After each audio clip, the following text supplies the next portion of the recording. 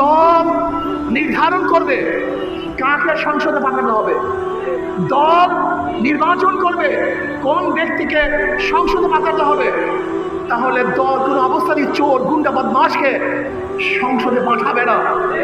যদি দল চোর গুন্ডা বদমাশকে সংসদে পাঠায় তাহলে এই দেশের জনগণ দ্বিতীয়বার তাদেরকে আর ভোট প্রদান করবে না। এর জন্য সমস্ত সমস্যার বড় সমাধান হলো পিআর সিস্টেমে নির্বাচন করতে হবে। আমরা মার্কায় ভোট চাই, ব্যক্তিকে ভোট দিতে চাই না। যে যত পার্সেন্টেজে ভোট পাবে ওই পার্সেন্টেজ অনুযায়ী তাদের প্রতিনিধি সংসদে থাকবে। তাহলে বাংলাদেশের সমস্ত জনগণের একটা সরকার হবে, সমস্ত জনগণের প্রতিনিধি থাকবে। তাহলে সবার ভোট কাজে লাগবে, সবার প্রতিনিধি যখন কথা বলবে তখন এটা গণমানুষের সংসদ হবে আর গণমানুষের উপকার হবে। সেখানে হিন্দুরাও কিন্তু পার্সেন্টেজ অনুযায়ী তারা বিশাল একটা সংখ্যা তারা সংসদে যেতে পারবে। কাজে পিআর সিস্টেমের নির্বাচন আমরা বাংলাদেশে দেখতে চাই। সবাই রাজি আছেন ইনশাআল্লাহ?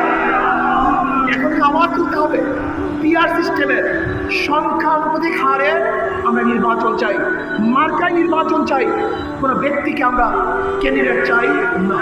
তাহলে জ্ঞানজাম গুন্ডামি আর থাকবে না। এরপরে আসুন আজকে অন্তর্বর্তীকালীন সরকারকে বলবো, আপনাকে ভালো করে মনে রাখতে হবে বৈষম্য বিরোধী আন্দোলন যদি আপনি বৈষম্য সৃষ্টি করেন তাহলে এদেশে আবারও আন্দোলন শুরু হবে, আবারও এদেশের মানুষ রাস্তায় ঝাঁপিয়ে পড়বে। এর জন্য খুব সতর্ক অনুযায়ী দেশ পরিচালনা করতে হবে।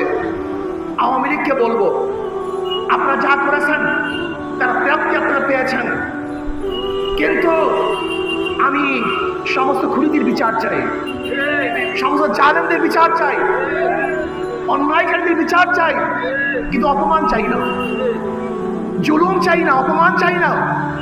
বিচার হবে, অপমানের প্রয়োজন নেই। আমরা কি দেখেছি, আসিফ মাহতুবের মতো একজন প্রফেসরকে যখন কোর্টে নিয়ে যাওয়া হয়েছে রশি বেঁধে তাকে নিয়ে যাওয়া হয়েছে।